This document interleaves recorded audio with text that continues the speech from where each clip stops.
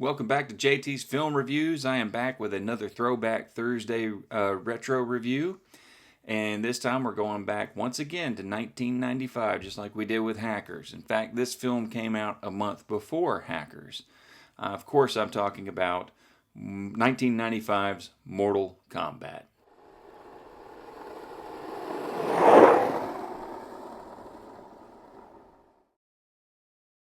Of course, before I talk about Mortal Kombat, I do have one brief news item. In my last review, which was for Companion, great movie, I suggest you go check it out. I talked about a series of trailers that came out. Well, between that video and this one, just a couple of days between recording, I got another trailer to talk about. The Jurassic World Rebirth trailer has hit. Rebirth is the 7th installment in the Jurassic Park franchise, and this time, it's starting a new story with a whole new cast led by Scarlett Johansson. And if you're wondering why I have a confused look on my face, well, I didn't know how to feel about the trailer. This time, it looks like there's this secret mission to go and secure embryos on an island. It looks like Site B, and they're like, oh, the worst dinosaurs were kept here. The trailer was kind of... It does not hook me. It does not hook me. I've fallen pretty hard from the Jurassic Park series, especially after Dominion, which I still feel is one of the worst films ever made. It's absolutely god awful. That said, there is a couple of things that give me hope on this one. David Coep has returned to write the movie. Gareth Edwards is the director, and Scarlett Johansson is a perfectly good lead. So I'm kind of hoping it'll be a surprise for the year. I'm hoping that maybe it'll be like, oh crap, Jurassic World is here and it's back, but I just don't see it yet. I need a little more convincing. But that said, I don't really have anything else movie news related. I looked and didn't see anything that was truly noteworthy. I mean, there's been movie news, but nothing too crazy. So I think it's time we can go ahead and move on to the retro review. And like I said, that's 1995's Mortal Kombat. In order to tell the history of this movie, we need to rewind the clocks back to 1992, when the original Mortal Kombat arcade machines hit, and they caused a big stir for many reasons. They were a big hit as a fighting game, but they also caused a lot of controversy. At that time, believe it or not, and I know this is crazy to say now in 2025 with all the violent video games we have today, Mortal Kombat was considered one of the most violent video games ever. There were fatalities, blood.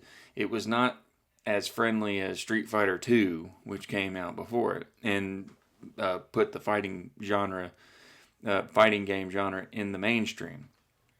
It was so controversial, politicians got involved. What is this doing to the minds of our children? That old chestnut, and it was so controversial that the video game industry ended up creating their own self-regulating rating system, the ESRB, and it's similar to the MPA for films that assigns the R, PG-13, all those ratings for movies.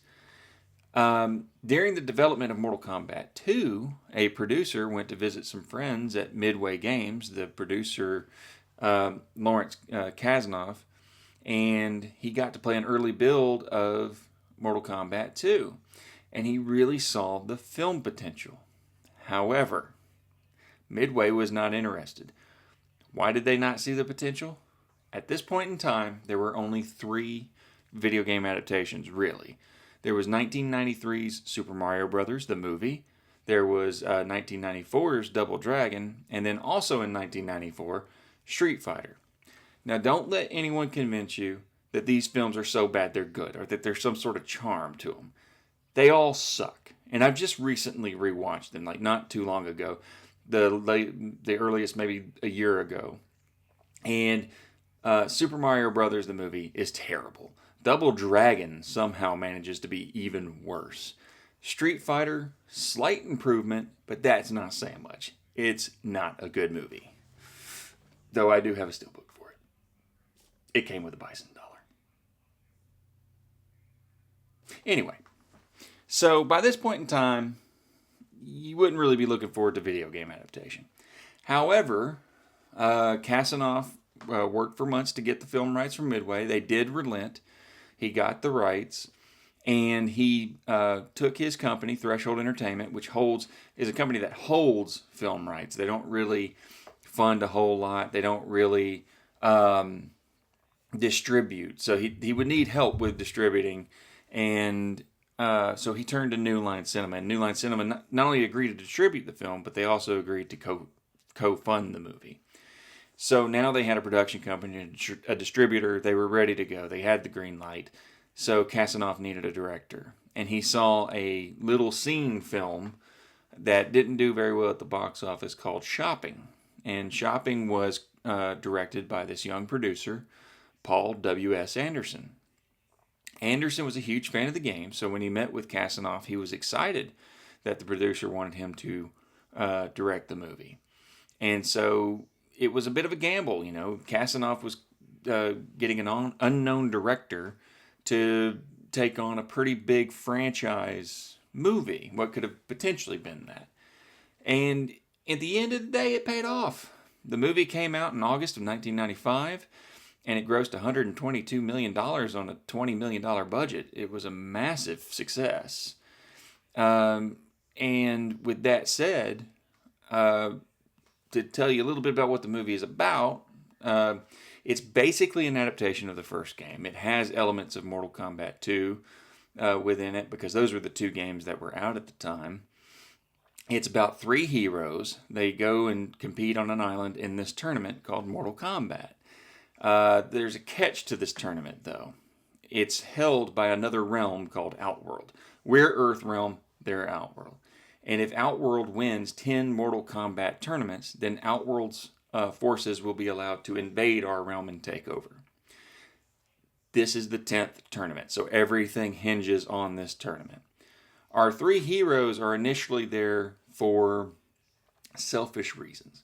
Robin Shou plays Liu Kang, and Liu Kang is there to fight Shang Tsung and get revenge for Shang Tsung killing his brother. Sonya Blade is a secret forces operative, and she's there to get revenge against Kano because he killed her partner. Kano is a drug lord who has partnered up with Shang Tsung in order to lure Sonya to the tournament. We don't initially know why, but Shang Tsung wants Sonya at the tournament more than anybody. And then there's Lyndon Ashby as Johnny Cage, a movie star whose light has maybe faded a little bit. People are starting to say he's a fake. His scenes are fake. His martial arts is fake.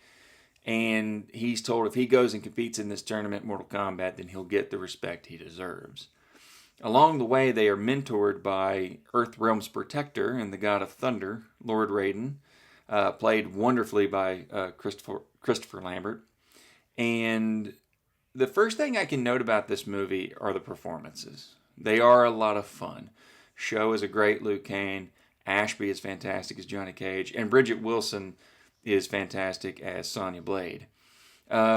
Cary Hiroyuki Tagawa, though, steals the show as Shang Tsung. He knows how to play Shang Tsung with that devilish charm. He knows how to turn it up a notch and really go for it. He borders on over the top, but stays just before falling over the edge of the cliff. So he's fantastic. The performances are good. I loved this movie when I was a kid. I was a little nervous rewatching it for this review, but the truth is, I still enjoy this movie. It's a good popcorn movie. It's a good action film. The fights, the action, they all work. Now, the movie is not perfect. There are two primary criticisms of this movie. One I don't really care about personally, but it is a criticism that fans have with the movie. And that one is that it tones down the violence from the video games. It's a PG-13 movie. They didn't go for the R.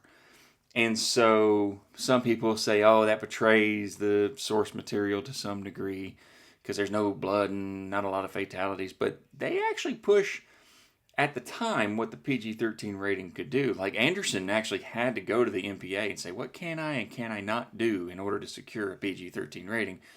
But, get it right there on the edge. And But again, I think the action, the story, it all matches the game. I don't necessarily care that it's not as violent. That was not as big a deal to me as it was to some, but it was a big deal to some, so I thought I'd mention it. Now, the one criticism that I do have today are the special effects. They have aged. There are moments in this movie where it's like, ooh, that effect is pretty cheesy. The biggest sin in the effects department, though, is Reptile in his original form before he becomes a human form in order to fight Liu Kang. He is his natural form. It was not good in 95. It's even worse in 2025. And so there's that criticism as well. But honestly, those are the only two real criticisms I have for the movie. They did a really good job at creating what I think ultimately is the first successful video game adaptation for a movie. And again, recapping, performances are good, action is good, story is good. It's simple. The original game, one of its inspirations was Bruce Lee's Enter the Dragon. That's the inspiration. You can see that inspiration in this movie. There are scenes in this movie where I feel like, oh, I'm watching Enter the Dragon. And so it's a nice tribute to that movie. But ultimately, I would say it's not perfect. So it's not a perfect 5-star movie. But I have no issues giving this movie 4 stars.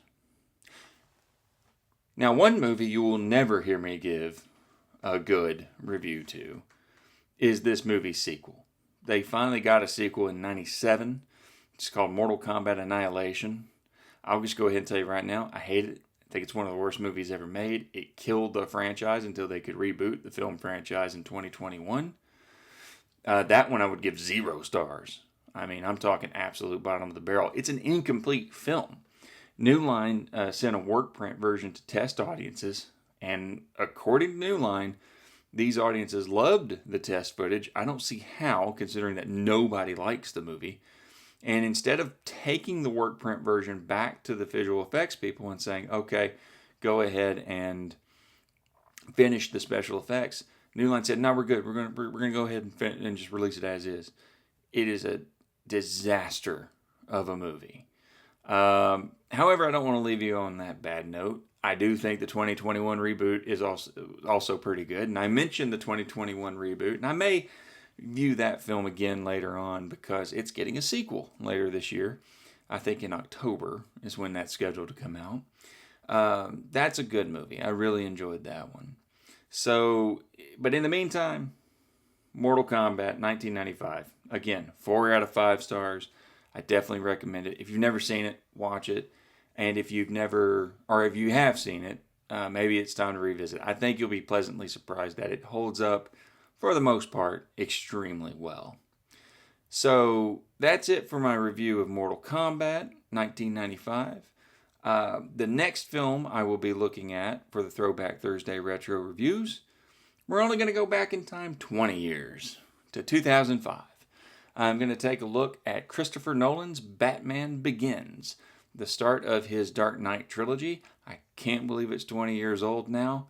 But until I get to that review, and maybe I'll watch a movie in between, I hope you guys enjoy the movies. And until then, I'll see you at the movies.